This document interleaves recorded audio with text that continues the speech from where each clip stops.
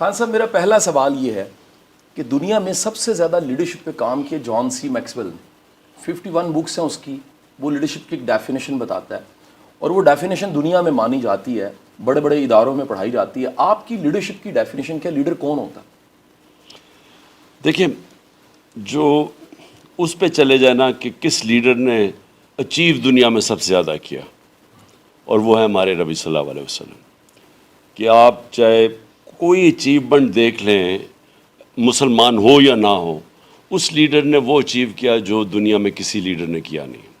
تو سب سے پہلے جو لیڈر ہوتا ہے نا, جو انہوں نے کیا, جو بھی ان کے ارد گرد تھے لیڈر بن گئے.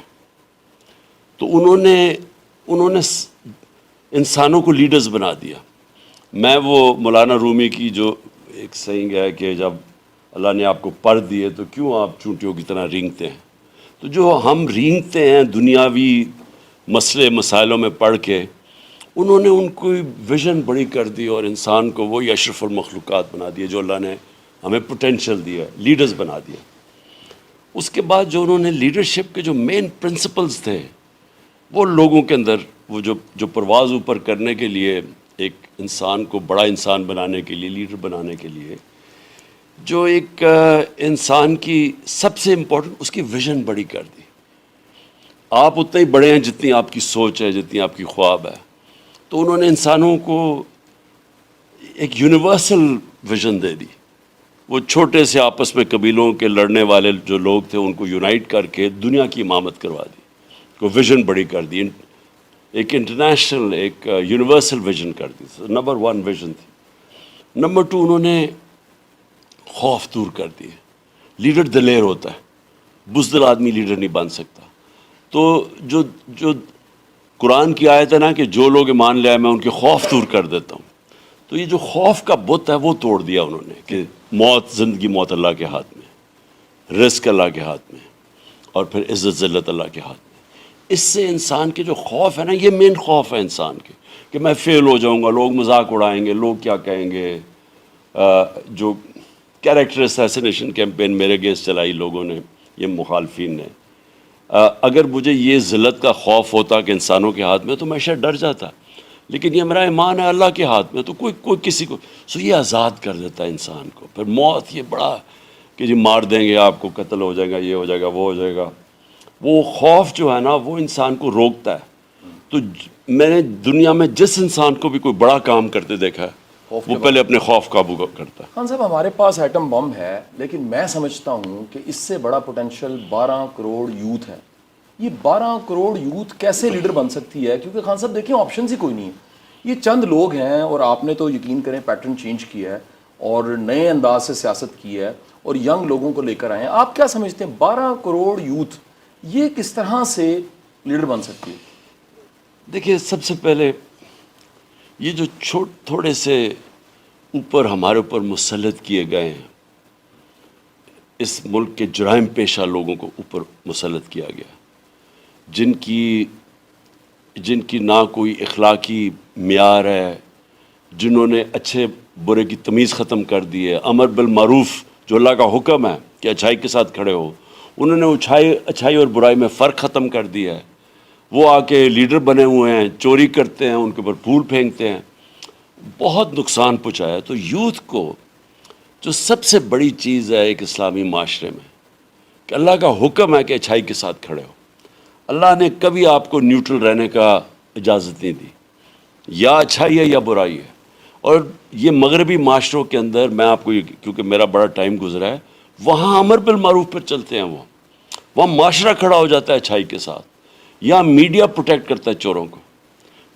ادھر کا میڈیا اگر کسی کے اوپر چوری, بدی, کرپشن آ جائے, وہ سارا میڈیا ان کے خلاف ہوتا ہے. ان کی صرف ایک غلطی ہے, انہوں نے فحاشی کو عام کر دیا, اس سے ان کا فیملی سسٹم ٹوٹ گیا.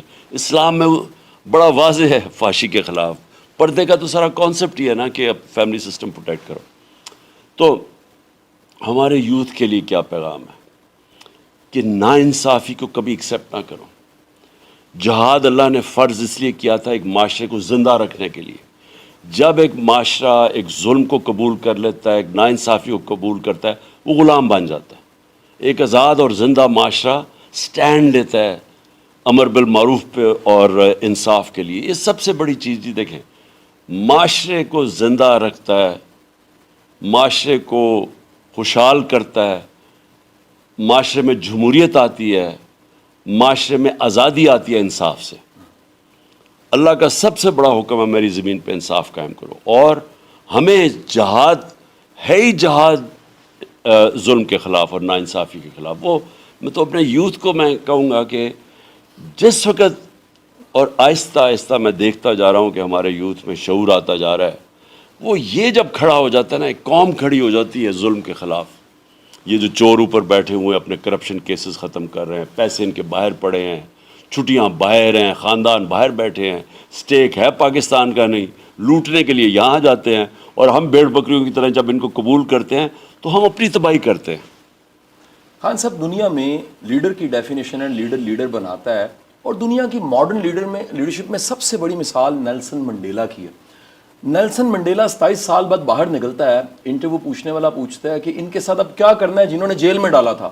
وہ کہتا ہے 2 چیزیں, فورگیو فورگیٹ, بھولو آگے نکلو کیونکہ کام بڑا پڑا ہے.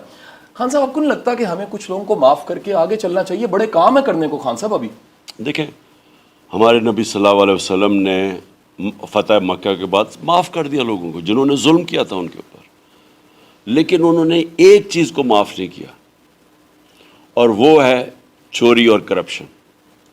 انہوں نے کہا میری بیٹی بھی اگر چوری کرے گی تو اس کو سزا ملے گی.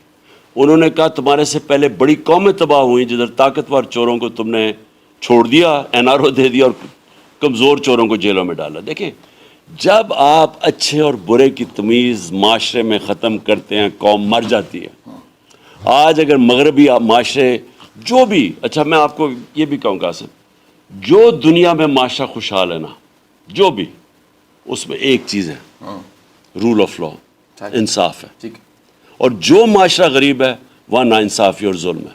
اب حضرت علی کا جو قول ہے کہ کفر کا نظام چل جائے گا لیکن ظلم کا نظام نہیں چل سکے گا, یہ یاد رکھنا کہ جو معاشرے کے اندر لوگ انصاف کے ساتھ نہیں کھڑے ہوتے اور جو کرپشن کو ٹالریٹ کرتے ہیں. اب چائنا ہے, سب سے تیزی سے ترقی کیا ہے. مجھے یہ باجوہ, جنرل باجوہ بار بار کہے کہ خان صاحب آپ یہ کریں, آپ معیشت کو ٹھیک کریں, لیکن یہ بھول جائیں یہ احتساب کی بات نہ کریں. یعنی اگر آپ یہ کرپشن کو بھول جائیں تو جو چائنا سب سے تیزی سے ترقی کیا ہے, دنیا میں سب سے تیزی سے ترقی کیا ہے, 450 وزیروں کو 7 سالوں میں جیل میں ڈالا ہے. وزیروں کو, اوروں کو تو چھوڑیں. تو کیوں انہوں نے زور دیا ہے؟ کیونکہ انہیں پتہ ہے کہ جب آپ ہائی لیول کی کرپشن نہیں روکتے, ایک ملک, امیر ملک غریب بن جاتا ہے. جو ہمارے سامنے لیبنان تباہ ہوا ہے, میرے سامنے سب سے خوشحال تھا لیبنان, آج وہ فیلڈ سٹیٹ ہو گیا. وینزویلا وہ تباہ ہو گیا. یعنی نائجیریا جو تیل کے ذخیرے میں بیٹھا ہے کرپشن کی وجہ سے, وہ تباہ ہو گیا. خان صاحب, کبھی بھی کوئی سفر شروع کرنا ہوتا ہے اس کی منزل ڈیفائن کرنی پڑتی ہے. کہاں دیکھتے ہیں پاکستان کو 2025 میں, پھر 2030 میں, پھر 2040 میں؟ دیکھیں, ہمارے اوپر ہے. ہم جس وقت ہم نے فیصلہ کر لیا بحیثیت قوم کہ ہم نے یہ چوروں کو, یہ جو ہمارے اوپر 30 سال سے 2 خاندان مسلط ہوئے ہیں, اپنے بچوں کو تیار کر رہے ہیں, اور کوئی میرٹ کو یہ تباہ کر رہے ہیں, بچوں کو یہ تباہ کر رہے ہیں, پیسے ان کے باہر پڑے ہیں, دولت ان کی باہر پڑی ہے. ہم اگر ان کے خلاف اپنے آپ کو آزاد نہیں کریں گے, میں اس کو حقیقی آزادی کی جنگ رکھتا ہوں. ہم اس ملک میں عدل اور انصاف, دیکھیں اگر جو ایک غریب آدمی کی تکلیف ہے نا, اس کی اوپر اللہ کے پاس آواز جاتی ہے. آپ جب غربت, ظلم وہاں ہے جدھر آپ عام آدمی بیچارہ تکلیف میں ہو, اور امیر آدمی یعنی امیر سے امیر ہو اور غریب کی پرواہ نہ ہو. جب تک ہم 2 کام کریں ہیں, کہتا ہے ایک فلاحی ریاست, جو میں نے کوشش کی, ہیلتھ کارڈ لے کے آئے ہم نے احساس پروگرام لے کے آئے. ہماری پوری کوشش یہ تھی کہ ہم نچلے طبقے کو اوپر لے کے آئے. تو یہ 2 چیزیں ہیں جی میری. اگر آپ مجھے کہنا کہ ہم آگے تب جائیں گے ہم 2 کام کر دیں, ہم ایک انصاف کا نظام, عدل اور انصاف, اور دوسرا فلاحی ریاست.